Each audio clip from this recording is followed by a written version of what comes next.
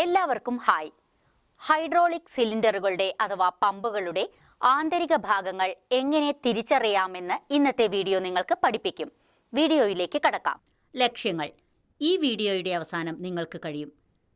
Gear pump പൊളിക്കുക, ജീർണിച്ച ഘടകം മാറ്റി ഗിയർ പമ്പ് വീണ്ടും കൂട്ടിച്ചേർക്കുക, ശരിയായ പ്രവർത്തനത്തിനായി പമ്പ് പരിശോധിക്കുക. നമുക്ക് ഹൈഡ്രോളിക് പമ്പുകളെപ്പറ്റി ചർച്ച ചെയ്യാം. മെക്കാനിക്കൽ ശക്തിയും ചലനവും ഹൈഡ്രോളിക് ഊർജമാക്കി മാറ്റുന്ന മറ്റൊരു ഉപകരണമാണ് hydraulic pump.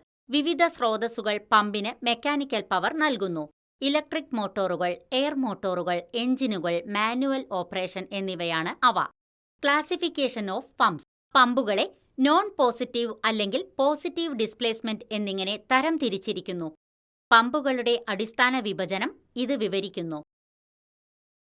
Non positive displacement type pump തുടർച്ചയായ ഡിസ്ചാർജ് നൽകുന്നു.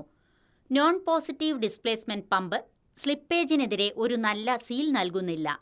ഇത് സിസ്റ്റം മർദ്ദം മാറുന്നതിനനുസരിച്ച് പമ്പ് ഔട്ട്പുട്ട് വ്യത്യാസപ്പെടുന്നു. ഓരോ സൈക്കിളിലും വിതരണം ചെയ്യുന്ന ദ്രാവകത്തിന്റെ അളവ് സിസ്റ്റത്തിലെ ഒഴുക്കിനുള്ള പ്രതിരോധത്തെ ആശ്രയിച്ചിരിക്കും. സെൻട്രിഫ്യൂഗൽ പമ്പുകൾ നോൺ പോസിറ്റീവ് ഡിസ്പ്ലേസ്മെന്റ് പമ്പുകളാണ്. പോസിറ്റീവ് ഡിസ്പ്ലേസ്മെന്റ് പമ്പുകൾ. പോസിറ്റീവ് ഡിസ്പ്ലേസ്മെന്റ് പമ്പ് സ്ലിപ്പേജിനെതിരെ പോസിറ്റീവ് ആന്തരിക മുദ്ര നൽകുന്നു. പമ്പ് ഓപ്പറേഷന്റെ ഓരോ ചക്രത്തിനും ഒരു നിശ്ചിത അളവിലുള്ള ദ്രാവകം നൽകാൻ ഇത്തരത്തിലുള്ള പമ്പിന് കഴിയും.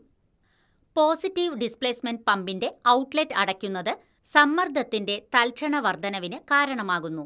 ഈ മർദ്ദം വർദ്ധിക്കുന്നത് ഉപകരണങ്ങൾ സ്തംഭിപ്പിക്കുകയോ ഘടകങ്ങളെ തകർക്കുകയോ ചെയ്യും.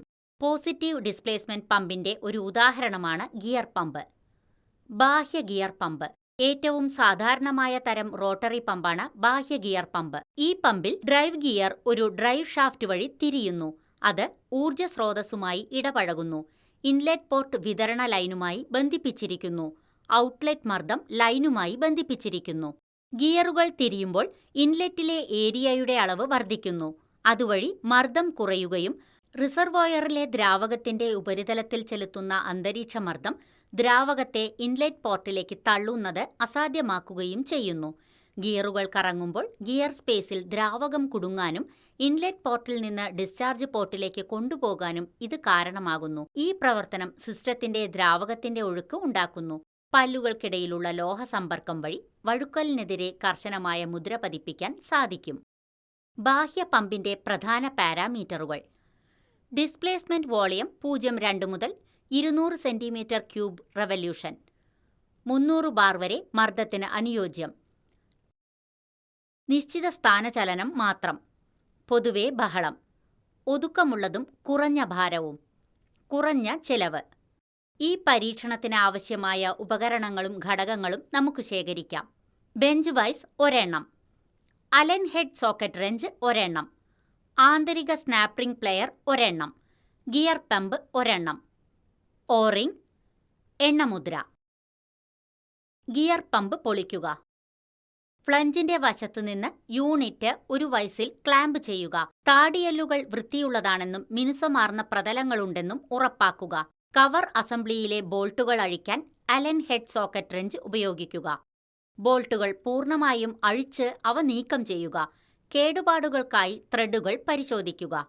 കവർ അസംബ്ലി ശ്രദ്ധാപൂർവം നീക്കം ചെയ്യുക. ചില പമ്പുകളിൽ ഒരു ഷാഫ്റ്റ് സീൽ ഉണ്ടായിരിക്കാം. അത്തരമൊരു സാഹചര്യത്തിൽ സീലിന് കേടുപാടുകൾ സംഭവിക്കാതിരിക്കാൻ കവർ അസംബ്ലി ശ്രദ്ധാപൂർവം നീക്കം ചെയ്യുക. കവർ അസംബ്ലി വർക്ക് ബെഞ്ചിൽ സ്ഥാപിക്കുക. തേയ്മാനത്തിനും കീറലിനും വേണ്ടി വെയർ പ്ലേറ്റ് പരിശോധിക്കുക. മുദ്ര നീക്കം ചെയ്യാൻ മൂർച്ചയുള്ള ഉപകരണങ്ങൾ ഉപയോഗിക്കരുത്. ഗിയർ പ്ലേറ്റ് ശ്രദ്ധാപൂർവം നീക്കം ചെയ്യുക. ഡോവൽ പിന്നുകൾ നീക്കം ചെയ്യുക. യൂണിറ്റ് ഡിസ്അസംബ്ലിംഗ് ചെയ്യുമ്പോൾ ഗിയർ മെഷീന്റെയും ബോഡിയുടെയും ആപേക്ഷിക സ്ഥാനങ്ങൾ അടയാളപ്പെടുത്തുക. അതിന്റെ ബെയറിംഗ് ബാറിൽ നിന്ന് ഇഡ്ലർ ഷാഫ്റ്റും ഡ്രൈവ് ഷാഫ്റ്റും നീക്കം ചെയ്യുക. ജേണലുകളും ഗിയറുകളുടെ മുകളിലും താഴെയുമുള്ള പരന്ന മുഖങ്ങളും പരിശോധിക്കുക. ഈ ഉപരിതലങ്ങൾ ബറുകളോ പോറലുകളോ ഇല്ലാത്തതാണെന്ന് ഉറപ്പാക്കുക. പോറലുകൾ കണ്ടെത്തിയാൽ അവ വളരെ നേർത്ത എമറി തുണി ഉപയോഗിച്ച് വൃത്തിയാക്കുക. ലൈറ്റ് ഓയിൽ ഉപയോഗിച്ച് ഗിയർ വീണ്ടും കഴുകുക. അസംബ്ലിയിൽ നിന്ന് വെയർ പ്ലേറ്റ് നീക്കം ചെയ്യുക. ബോഡി അസംബ്ലിയിൽ നിന്ന് ഷാഫ്റ്റ് സീലും സ്നാപ്പ് റിങ്ങും നീക്കം ചെയ്യുക. സ്നാപ്പ് റിംഗ് നീക്കം ചെയ്യാൻ ആന്തരിക സ്നാപ്പ് റിംഗ് പ്ലെയർ ഉപയോഗിക്കുക. പമ്പിന്റെ എല്ലാ ഘടകങ്ങളും ശരിയായ രീതിയിലും വൃത്തിയുള്ള സ്ഥലത്തും സൂക്ഷിക്കുക. ഈ വീഡിയോ കണ്ടതിനു ശേഷം നിങ്ങൾക്ക് ഹൈഡ്രോളിക് ഹോസ്, പൈപ്പ് ഫിറ്റിങ്ങുകൾ എന്നിവ, ട്വിസ്റ്റ്, കിങ്കുകൾ, മിനിമം ബെൻഡ് റേഡിയസ് മുതലായവ പരിശോധിക്കാൻ കഴിയുമെന്നും ഞാൻ പ്രതീക്ഷിക്കുന്നു. വീഡിയോ കണ്ടതിന് നന്ദി. നല്ലൊരു ദിവസം നേരുന്നു.